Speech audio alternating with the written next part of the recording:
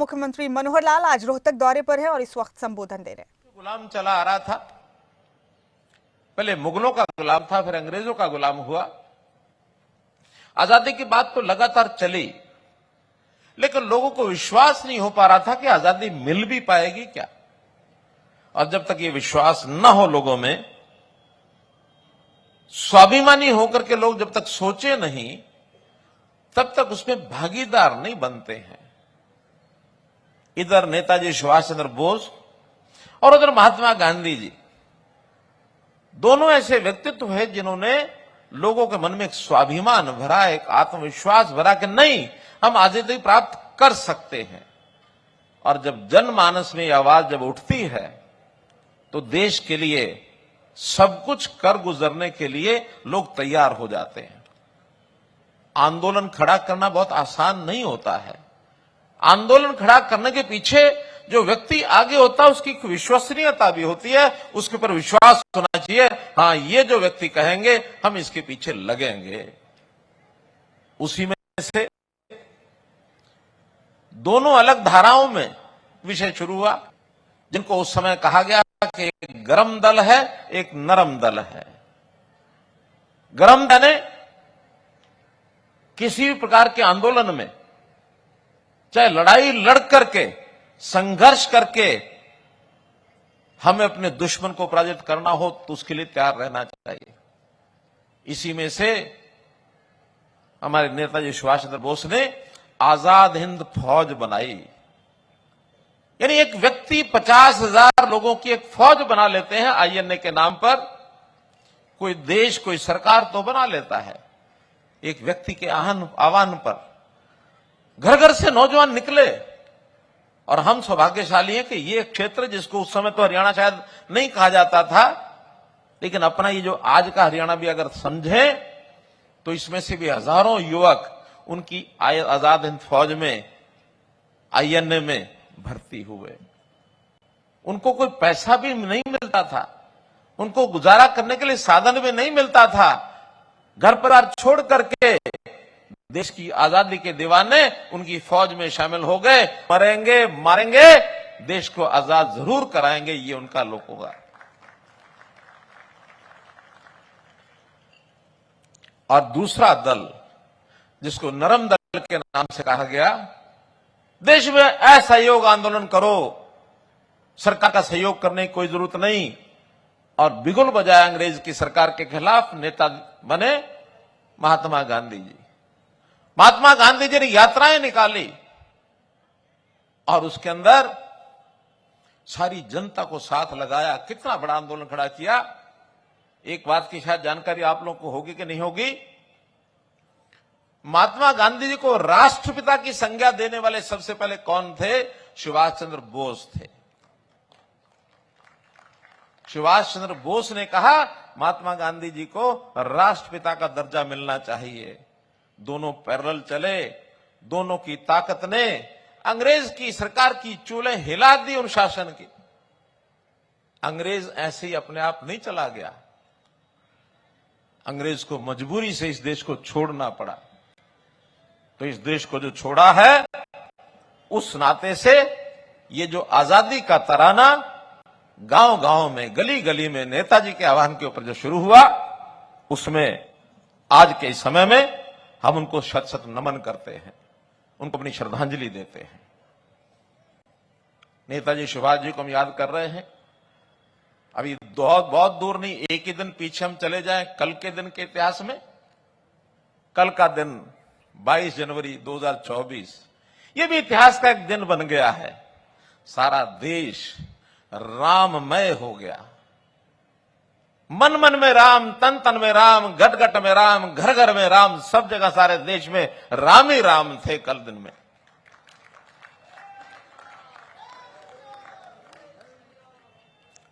रामचंद्र जी त्रेता युग में हुए, हजारों साल पहले की बात है। सुभाष चंद्र बोस 100 साल 128 साल पहले जन्मे। लगभग 100 साल पहले ही उनके सारे कामों का प्रताप यहां हुआ था।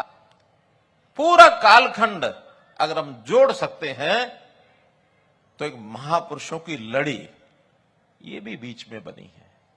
हर समय में महापुरुष देश में आते रहे हैं, चाहे उसमें भगवान कृष्ण की बात लेते हैं, चाहे हम उसमें गुरुओं की दशम गुरुओं की बात लेते हैं, चाहे उसमें छत्रपति शिवाजी की बात हम करते हैं, चाहे हम धन्ना भगत जी की बात करते हैं, चाहे उसमें महर्षि कश्यप की हम बात करते हैं।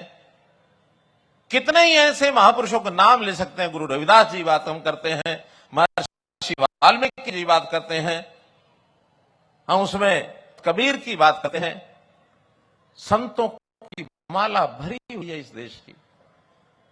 इन सब संतों ने भगवान कृष्ण से लेकर के और आज के ये महापुरुष तक, अगर हम एक सूत्र में सारा बात पिरोते हैं तो ये सब लोगों ने इस समाज को जागृत करने के लिए, समाज में संस्कार पैदा करने के लिए, कर्तव्य जगाने के लिए भगवान कृष्ण ने गीता का संदेश दिया अपनी हरियाणा की धरती कुरुक्षेत्र पर ही। जीवन क्या है, जीवन को कैसे जीना चाहिए, आज का जैसे हमारा संविधान लिखा गया, बाबा साहब अम्बेडकर ने लिखा, वैसा ही संविधान मान करके चलते हैं। गीता भी हमारे जीवन जीने का एक संविधान है। ठीक है क्या गलत है ये हमको बताया गया। तो हम लोगों को शासन के नाते, ठीक कह रहे हैं रामनाथ शर्मा जी, कि लोग क्या समझते हैं सरकार का मतलब होता है गली बनाना, सड़क बनाना, स्कूल बनाना, कॉलेज बनाना, अस्पताल बनाना, और हमारे जो व्यक्तिगत काम करना, सरकारों का काम ये है, निश्चित रूप से है। और हम भरपूर तन मन के पूरे सहयोग से, आपके सहयोग से सब काम कर रहे हैं, उसमें पीछे नहीं है। लेकिन एक बहुत बड़ी एक त्रासदी, एक पीड़ादायक पाठ यह भी है कि पहले की सरकारों ने कभी ये नहीं सोचा विचार किया कि अपने देश के समाज के लोगों को यदि दिशा उसकी ठीक करनी है, संस्कारित करना है, शिक्षित करना है, उनको कुछ ना कुछ उनका स्तर ऊंचा उठाना है, तो इन बाकी चीजों पर भी ध्यान देना चाहिए। ये 10 साल पहले तक किसी ने ध्यान नहीं दिया। मैं आभारी हूं, धन्यवादी हूं नरेंद्र मोदी जी की उस कार्य पद्धति का, जिन्होंने इन चीजों को उस समय ध्यान किया।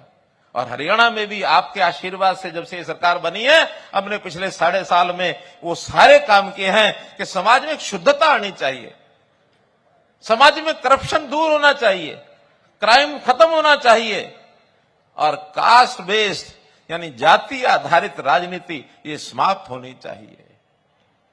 तो भाई बहनों, ये सब काम करने के लिए हमको इन महापुरुषों की प्रेरणा ये लेनी चाहिए। हमारे जितने भी पूर्व सैनिक हैं, चाहे आईएनए के फौजी हैं, अब तो संयोग से आईएनए की उस घटना को बहुत वर्ष बीत गए हैं। 1942 के अंदर जब इस सेना का निर्माण हुआ था, उसको भी आज 80 साल 81 साल हो गए हैं। अगर उस समय कोई 20 साल का भी रहा होगा तो भी 100 साल की आयु आज होगी। आपकी जानकारी के लिए, अब वो पीढ़ी के कुछ निशानियां बची हुई हैं अभी भी हमारे हरियाणा के अंदर। आज ही मैं अपने डिपार्टमेंट से पूछ रहा था, मैंने डिप्टी कमिश्नर को कहा, जहां जहां आईएनए के जो सदस्य हैं, जो स्वतंत्रता उस समय के सेनानी आज हमारे बीच में जीवित हैं, जिनको हम सुभाष चंद्र बोस की एक निशानी मान सकते हैं, आज भी 3 बंधु ये हमारे बीच में हैं। उसमें से 2 बंधु तो रेवाड़ी जिले में हैं, 1 बंधु महेंद्रगढ़ जिले में हैं। रेवाड़ी के श्री हरि सिंह जी सन ऑफ भवानी सिंह जी, भवानी सहाय, बुरथला गांव, आयु 105 वर्ष। दूसरे मंगल सिंह जी सन ऑफ छज्जूराम, गांव कोसली, रेवाड़ी, आयु 102 वर्ष। और एक महेंद्रगढ़ के हैं श्री जयप्रकाश जी सन ऑफ माधव सिंह जी, मांडी गांव, जिला महेंद्रगढ़, 98 वर्ष। आज प्रातःकाल डिप्टी कमिश्नर को मैंने कहा, सुभाष चंद्र जी को सच्ची श्रद्धांजलि होगी, इन तीनों को घर में जा करके और उनको सम्मानित करके आए। आज तीनों ने फोटो हमको भेजे, तीनों को सम्मानित किया है। मैं इनकी आयु की लंबी कामना करता हूं, ताकि सुभाष चंद्र जी की जो निशानी है, हम और कुछ वर्षों तक उनके दर्शन करते रहें। तो सुभाष चंद्र बोस हमारे लिए, जैसा मैंने बताया, वो कोई व्यक्ति नहीं थे, और केवल नेता भी नहीं थे, वो एक पराक्रम की मूर्ति थे। पिछली सरकारों ने उनको कभी याद नहीं किया। मोदी जी ने आने के बाद बहुत काम किए सुभाष चंद्र बोस के, उनकी स्मृति के लिए। पहला काम, हमारा जो गणतंत्र दिवस 26 जनवरी को होता है, उसकी तैयारी 24 जनवरी से शुरू होती है। 24-25 रिहर्सल होती है, 26 को कार्यक्रम होता है। मोदी जी ने आज आते ही कहा कि क्या इसको हम 24 की बजाय इस तैयारी को 23 जनवरी से शुरू नहीं कर सकते। उसको 23 जनवरी यानी आज से गणतंत्र दिवस की तैयारियां शुरू हो गई हैं और मोदी जी ने आज के दिन को पराक्रम दिवस के रूप में नाम दिया। आज का दिन पराक्रम दिवस के रूप में मनाया जाता है। दूसरा, इंडिया गेट हमने देखा है दिल्ली में। इंडिया गेट के नीचे एक ज्योत जलती थी। वो ज्योत कोई हमारी आजादी के साथ उसका संबंध नहीं है, उससे पहले से बताते हैं वो कभी जलाई गई होगी अंग्रेज सरकार ने, उसको बाद में एक सेना के प्रति श्रद्धांजलि का नाम दे दिया गया। लेकिन मोदी जी ने कहा कि यहां वास्तव में हमारे देश की सेना के प्रेरणा स्रोत, आदर्श वो है नेताजी सुभाष चंद्र बोस। इस जगह पर नेताजी सुभाष चंद्र बोस की प्रतिमा लगनी चाहिए। इंडिया गेट पर आज उनकी प्रतिमा स्थापित है। नेताजी का नाम सुनते ही रोंगटे खड़े हो जाते हैं और हमारा जज्बा सेना में जाने का और मजबूत हो जाता है। हरियाणा के लोग इस मामले में पीछे नहीं है, बहुत आगे हैं। आबादी हमारी मात्र देश की 2% आबादी है। देश की आबादी 130 करोड़ से 140-135 करोड़ मानी जाती है। आज हम भी 2 करोड़ 80 लाख हैं, सिर्फ 2% आबादी है। लेकिन अगर देश की सेवा करने के नाते, रक्षा के ऊपर देश की सुरक्षा करने के नाते हमारे हरियाणा के जवानों की संख्या पूरी सेना का 10 से 11% हो चुका है। भाइयों बहनों, 10 से 11% हमारा जवान, आखिर वो कैसे जज्बात लेता है? उनको जज्बात यहीं से मिलता है कि हमारे जो पूर्व के ऐसे हैं स्वतंत्रता सेनानी जिनकी आयु 105 साल हो गई है, वो हमारे समाज के लोगों में, नौजवानों में कहानियां, कथाएं सुनाते रहते हैं। देश की सेवा को अपना जज्बा मान के और दौड़ पड़ते हैं जब सेना की भर्ती होती है। तो ये जज्बात हमारा बना रहे। हमको, हरियाणा के लोगों को बहुत से ऐसे खिताब मिले हुए हैं, बहुत सा हमको एक प्रकार से दुनिया क्रेडिट देती है। क्या देती है? कि देश के जनता का पेट भरने के लिए, अन्न पैदा करने में अगर कहीं अग्रणी राज्य है तो हरियाणा है। यहां का किसान अग्रणी है, फिर हमारा जवान अग्रणी है, ये मैंने बताया ही है। हमारा पहलवान भी अग्रणी है, हमारा विज्ञान भी अग्रणी है। लाल बहादुर शास्त्री जी ने एक नारा दिया था, जय जवान जय किसान। मोदी जी ने आने के बाद ये कहा, जय जवान जय किसान जय विज्ञान जय अनुसंधान। अर्थात हमारा विज्ञान और अनुसंधान, रिसर्च, ये भी आगे बढ़े, हम दुनिया में और आगे अपने आप को बढ़ा सकें। और हमने भी बीच में एक बार कहा था, जय जवान जय किसान जय पहलवान। हरियाणा में जय पहलवान भी साथ में जुड़ता है। भाइयों बहनों, तो हम लोग अपने यहां की जो हमारे नौजवानों में जो उनके अंदर गुण है, जो उनकी एक प्रकार से उपलब्धियां प्राप्त करने का जो जज्बा है, उसको आगे बढ़ाने के लिए इन चीजों पर और हमको आगे बढ़ना चाहिए। तो मैं खास करके हरियाणा और हरियाणा में भी रोहतक के जवान, दक्षिण हरियाणा के जवान, इनका एक विशेष योगदान है, इसको मैं सलाम करता हूं। इस हरियाणा के रणबांकुरों ने, जिन्होंने अपना खून से इतिहास लिखा है, उस इतिहास को भी, जो कि नेताजी का नाम, जैसा पूर्व वक्ताओं ने कहा, यानी देश के अंदर नौजवानों से खून मांगने का काम उन्होंने किया। तो मुझे खून दो, मैं तुम्हें आजादी दूंगा। अब ये कहा उन्होंने, जज्बाती लोग हैं हम अपने खून से इतिहास लिखा है, लिखते भी रहेंगे जरूरत पड़ने पर। लेकिन एक बात तो मैं जरूर जोड़ना चाहूंगा कि मित्रों भाइयों, आज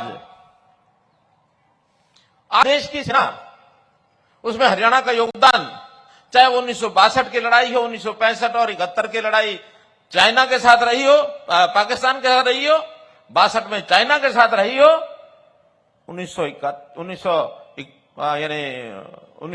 98, 99 में जब कारगिल युद्ध हुआ, शायद 99 में, कारगिल युद्ध में भी हमारे यहां फौजियों ने बहुत कुर्बानी दी।